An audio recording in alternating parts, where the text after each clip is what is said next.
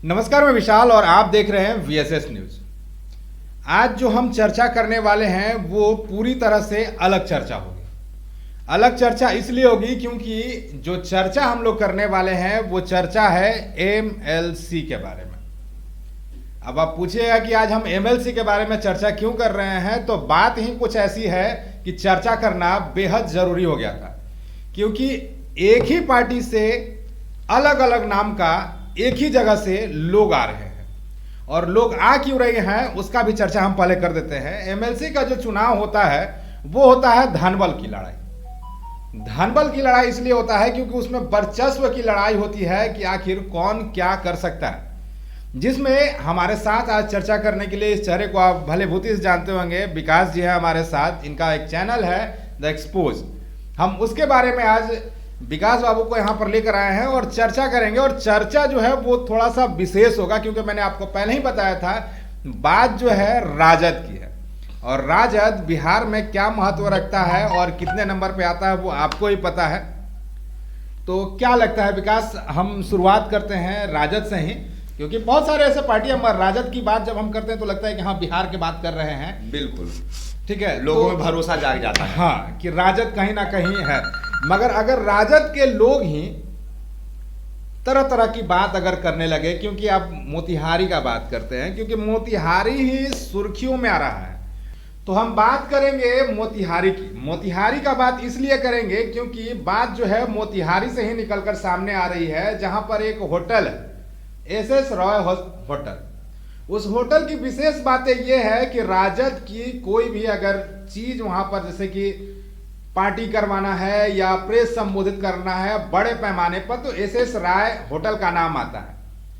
पिछले कुछ दिनों पहले रात में एक मीटिंग होती है एसएस राय होटल में, जहां पर एक व्यक्ति है, उस व्यक्ति का नाम है बबलू देव। बबलू देव वहां पर प्रेस कॉन्फ्रेंस करते हैं, कई नजदीकी लोगों को रखते हैं, राजद के भी कुछ लोग होते हैं, और वहां पर अपने आप को जो है एमएलसी का चुनाव से पहले ही अपने आप को घोषित कर देते हैं कि हम ही हैं यहाँ के नए एमएलसी। बात यहां पर ही नहीं रुकती है, जब बात वहां से लीक होती है, बाहर आती है, पटना प्रदेश कार्यालय पहुंचती है, राजद पटना प्रदेश कार्यालय पहुंचती है, यहां पर जो जगदानंद है, जब उनसे पूछा जाता है कि सर क्या वहां के एमएलसी जो हैं बबलू देव हैं, तो उन्होंने बताया कि ऐसा तो कोई बात ही नहीं है, अभी तो हम लोग औपचारिक रूप से घोषणा भी नहीं किए हैं।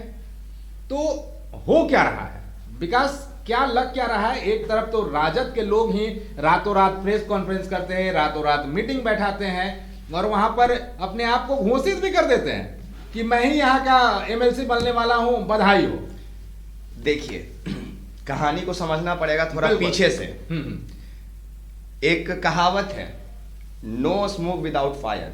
बिल्कुल, बिना आग के धुआं नहीं जल सकता है। बिल्कुल। बबलू देव ने सिर्फ तथाकथित बात नहीं कहा, सिर्फ अपने चंद लोगों के बीच जाकर, अपने समूहों में जाकर ये बात नहीं रखा कि हम एमएलसी के चुनाव के लिए अपने आप को उत्तराधिकारी मान रहे हैं या फिर उम्मीदवार घोषित कर रहे हैं। उन्होंने बकायदा प्रेस कॉन्फ्रेंस किया, उस जगह पे किया जहां से राजद के कई मीटिंग पहले से वहां होते हैं, प्रेस कॉन्फ्रेंस होते हैं। मतलब कि जो एसएस रॉय ये होटल का बात आप करते हैं, एसएस रॉय होटल जिसमें मीटिंग होता है, वो एक अस्थाई जगह है आरजेडी का, मीटिंग प्लेस जिसको आप कह सकते हैं, या ये कह लीजिए कि निजी कार्यालय के रूप में आरजेडी का लोग जानते हैं। बिल्कुल। तो उस जगह पे अगर बबलू देव प्रेस कॉन्फ्रेंस करके और ये बात की जानकारी लोगों तक देते हैं कि मोतिहारी से अब एमएलसी के उम्मीदवार हम हैं, मतलब बबलू देव जी हैं जी, तो सोचिए कि क्या वो रात में सपना देखें और सुबह के प्रेस कॉन्फ्रेंस कर दिए।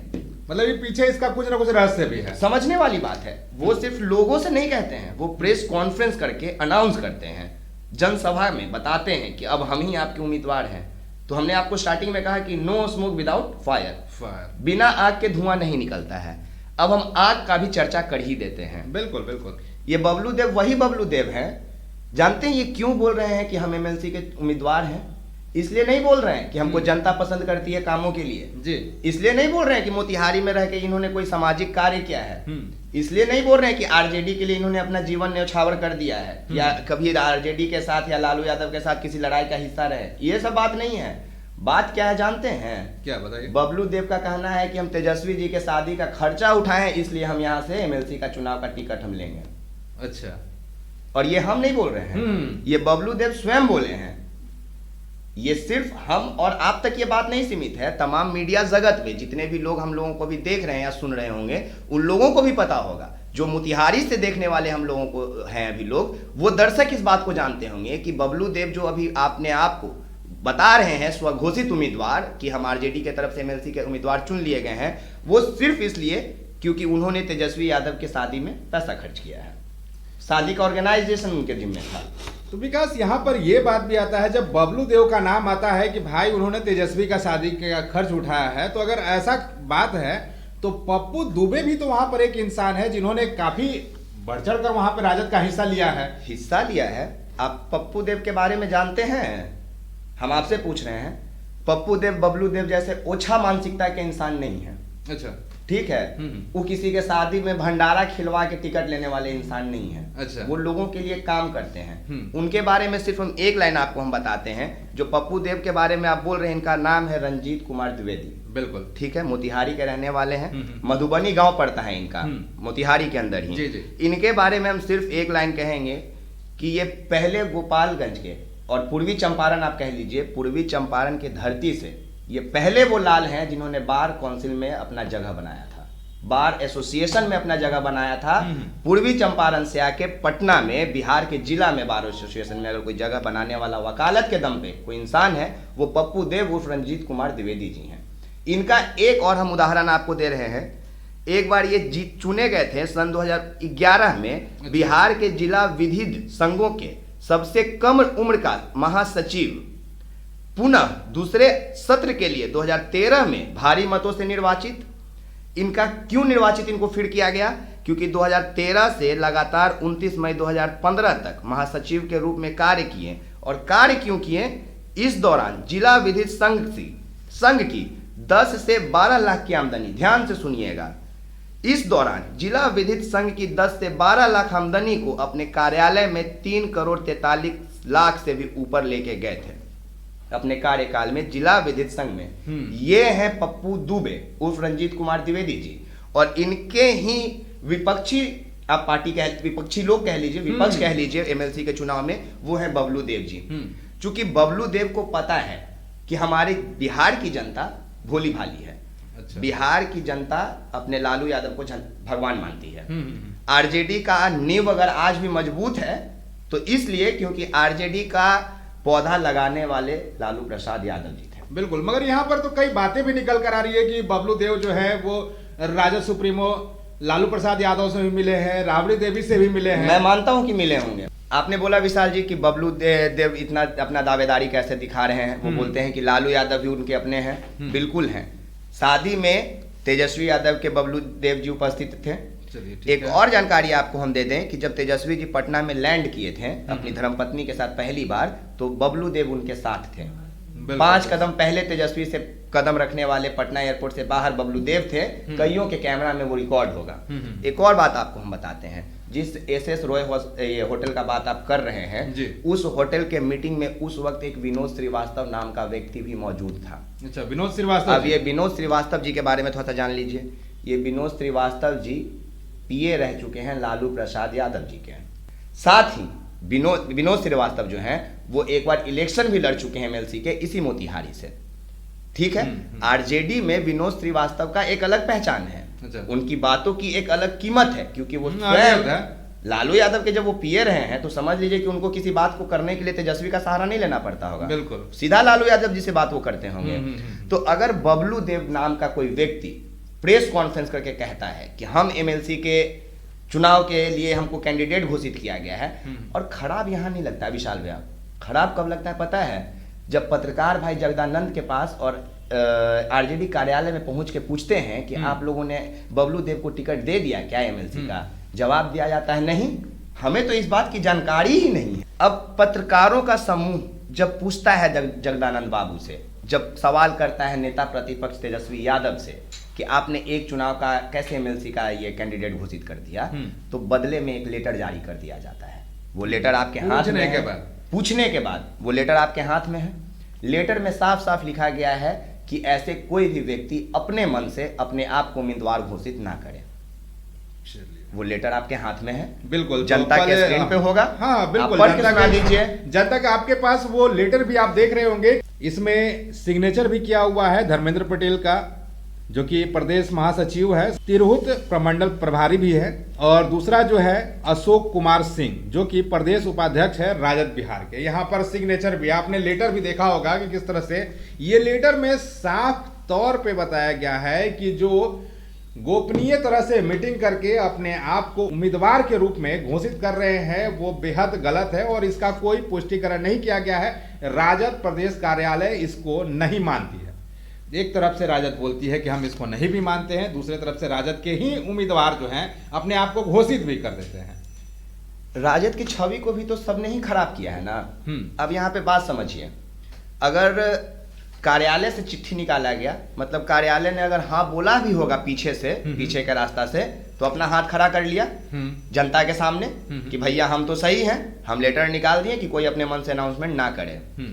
पर उस बात के लिए लेटर कौन जारी करेगा कि बबलू देव क्यों कह रहे हैं कि हम तेजस्वी यादव के शादी का खर्च उठाए हैं? बिल्कुल, ये सबसे अहम बात है। और बबलू देव का जो मतलब व्यक्तिगत छवि है वो काफी थोड़ा सा अटपटा भी है, क्योंकि काफी लोग उनको थोड़ा सा क्रिमिनल छवि के भी मानते हैं लोग उनको।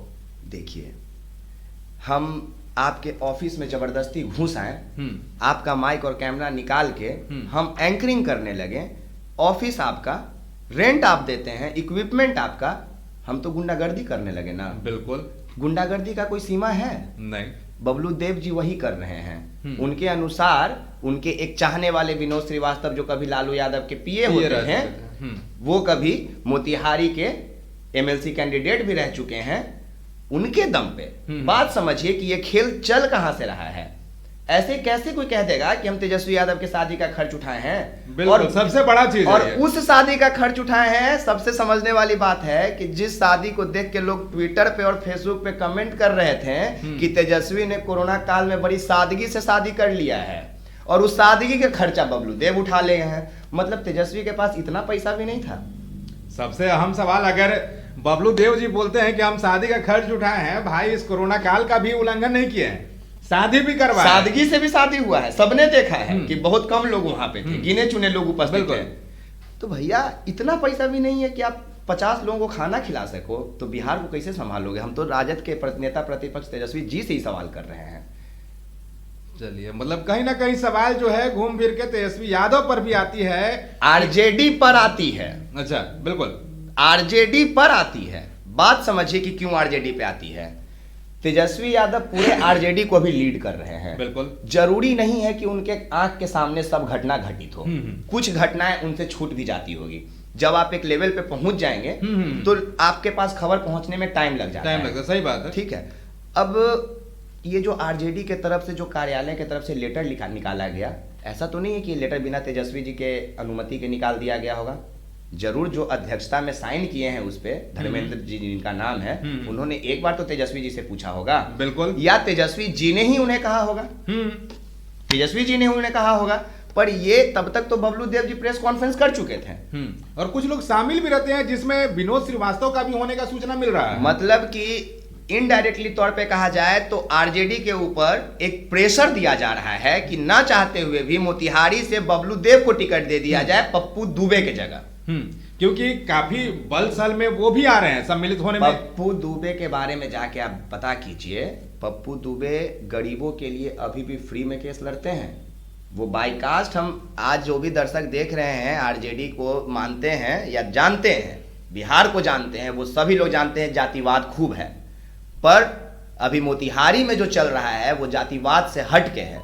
वो लोगों को भ्रमित करने के लिए वो खेल खेला जा रहा है। ये एक प्रोपेगेंडा चलाया जा रहा है ताकि लोगों के मन में पप्पू देव के अच्छे छवि को धूमिल करके बबलू देव के नाम को आगे रख दिया जाए। ये एक गंदा खेल खेला जा रहा है कि लास्ट टाइम पे जब बबलू देव का शोर खूब होगा, अब जैसे हम आप न्यूज बना दिए, कितना बार बबलू देव का नाम ले लिए? बिल्कुल, कितना बार ले लिए? अब पप्पू दुबे जी अच्छे आदमी है तो क्या बार नाम लिए हैं?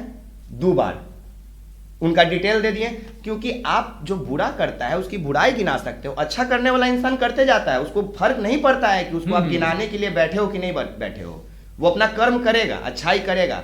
पर जो गलत लोग होते हैं ना, वो ऐसे वक्त के इंतजार में बैठे होते हैं। विशाल भैया, हम आपको बता रहे हैं कि कब बिल्कुल। उनको लोगों के दिमाग में अपना जगह बनाना है। मतलब कहीं ना कहीं सोशल मीडिया के थ्रू वो लोगों के नजर में आना चाहते हैं बबलू देव जी।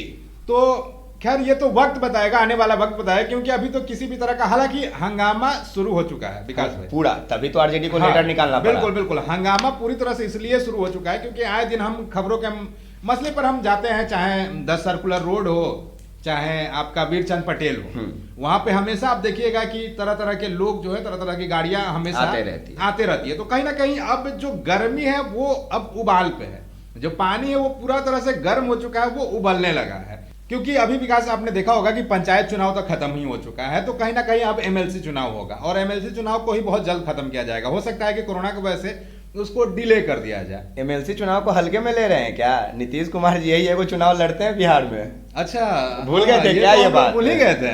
नीतीश कुमार एक इकलौते ऐसे इंसान हैं जो कि सिर्फ और सिर्फ एमएलसी का चुनाव लड़ते हैं। मगर अब देखने वाली बात यह होगी कि आखिर ये जो मामला है, राजद का जो उलझा हुआ मामला है, वो कब सुलझता है, क्योंकि इसको पूरा तरह से सोशल मीडिया पर आ चुका है।